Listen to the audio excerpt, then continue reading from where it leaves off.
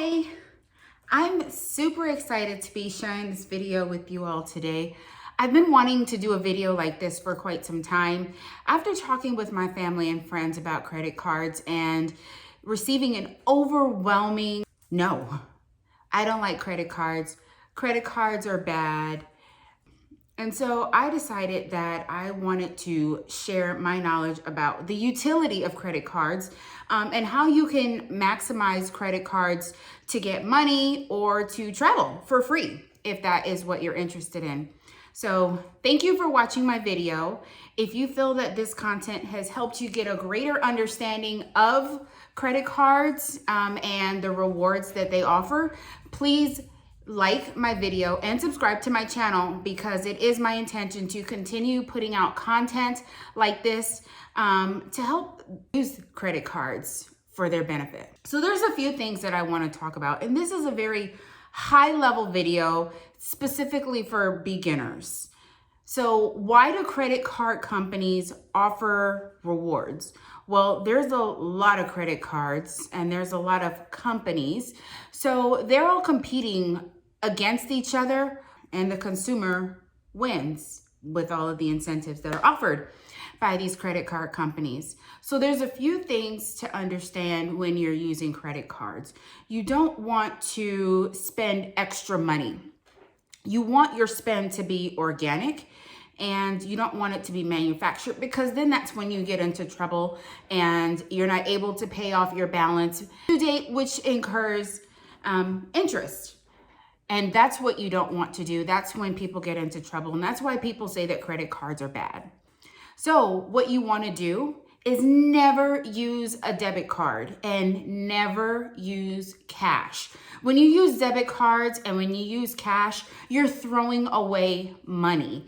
If you instead take a credit card and swipe it for every purchase that you would use with your debit card, or if you use your credit card to pay every bill that you would pay directly from your checking account, it's the same thing, and that's how you earn your rewards. So you're not just gonna go take your credit card and buy a bunch of stuff. You're gonna use your credit card for what you would normally spend. So groceries, dining out, paying your bills.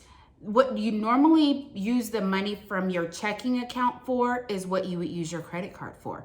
And then since you're not using the money in your checking account, you can then take that money and pay off your credit card. And there's no interest. And you're gaining rewards. Most credit cards will require some kind of minimum spend in order for you to get X number of points. And the points is where you're able to travel for free or able to get cash back, whatever is most important to you.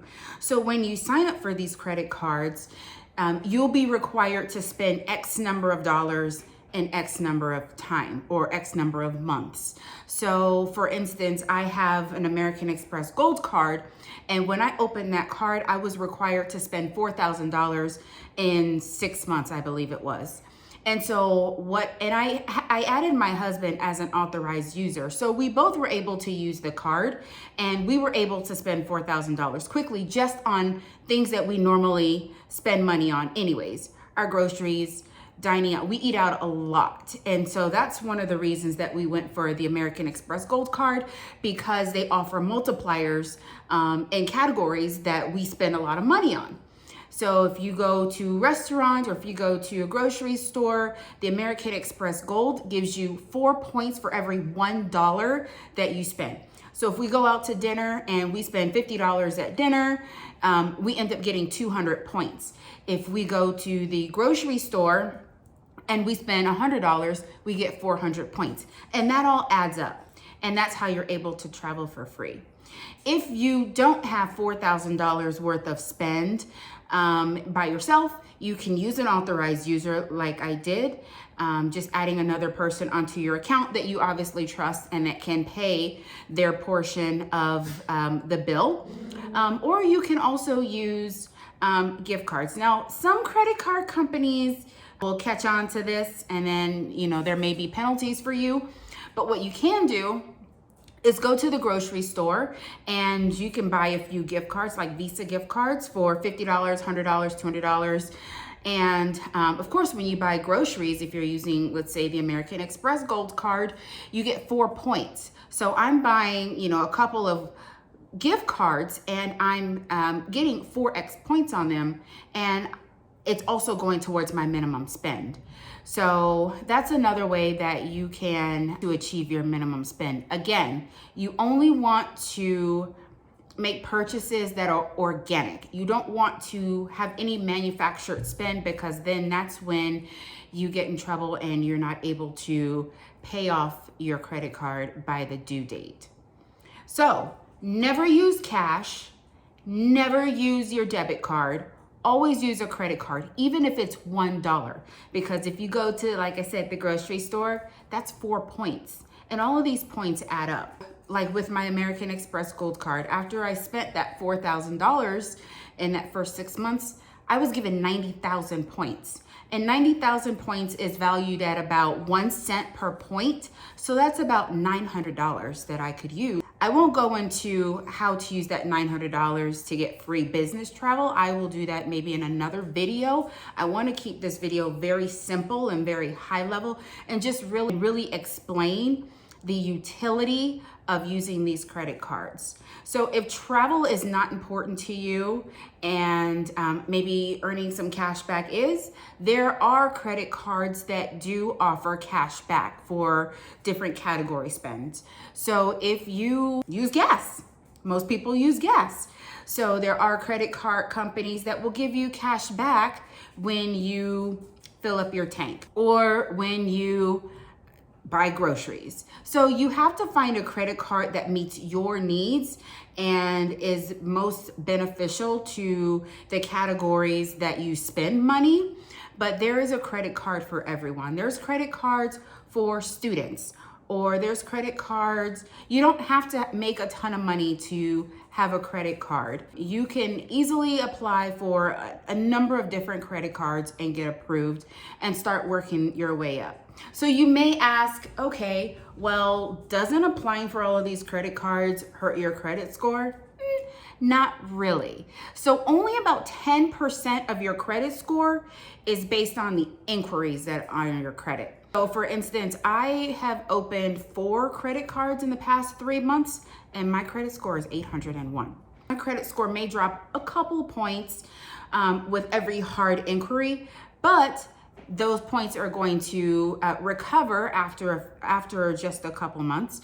But more importantly, about 30% of your credit score is the credit utilization. Essentially, how much credit that you're using based on how much you have. So let's say of my 5 credit cards, I have a total of $100,000 of credit that I can use. As long as my balances or my credit utilization is less than 10%, then that is considered excellent, and that will improve my credit score. So if you are carrying 20, 30, 40% of credit, then that's when you can see a drop in your credit score. However, the more credit cards you open, the higher the line of credit you have, which then decreases your credit utilization.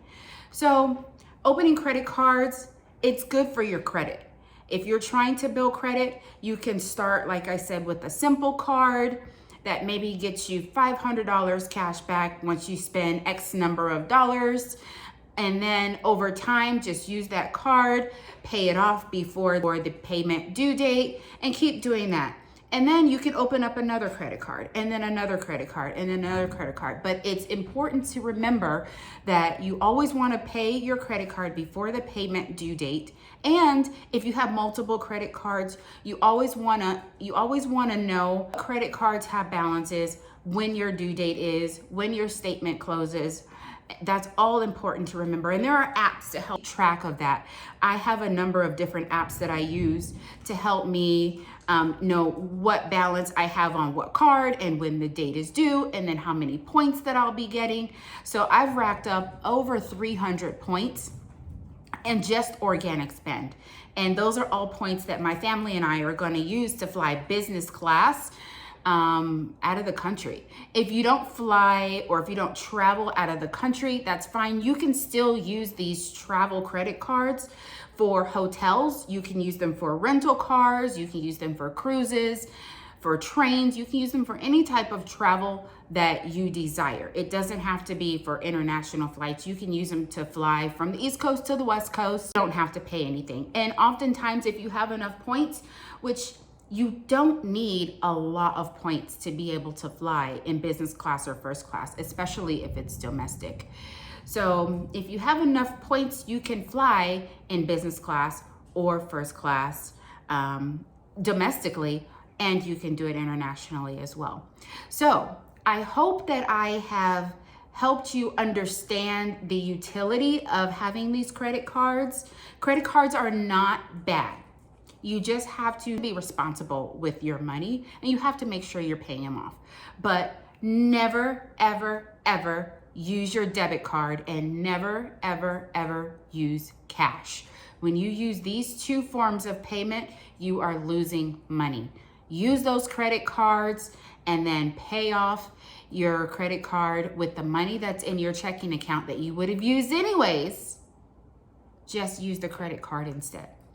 If you have any questions or any recommendations on what type of credit card would work for you, search a great deal of research on different types of credit cards, business credit cards, personal credit cards, starter credit cards. There's different premium credit cards.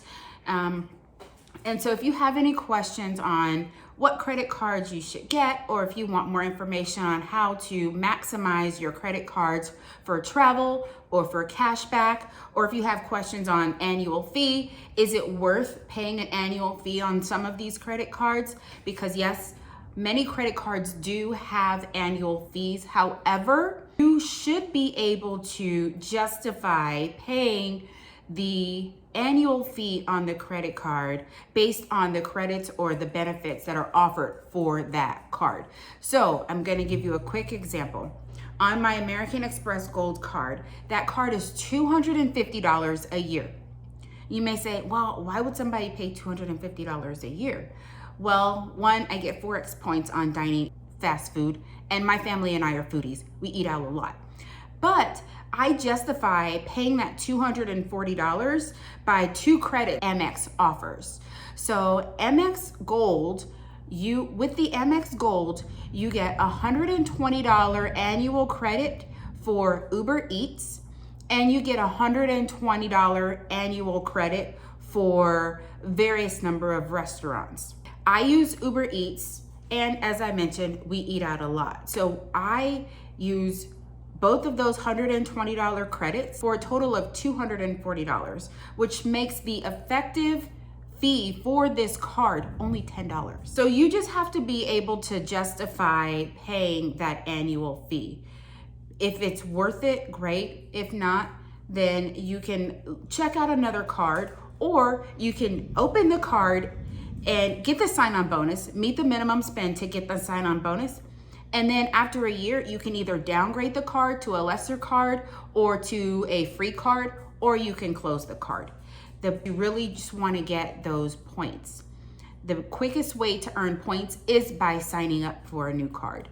And then obviously you earn a significant amount of points based on the categories in which you spend money. So again, if you have any questions, please feel free to comment below, and I will happily answer any questions or make recommendations for credit cards based on your needs. If you have any other questions about content that you'd like me to share, please let me know, and I will be sure to include those questions in the next video that I'm going to do. Thank you so much for taking a few moments and listening to this video. I really hope that it helps you to understand the utility of these cards and how you can reap benefits and rewards from using credit cards. And please subscribe and like my video. Thank you.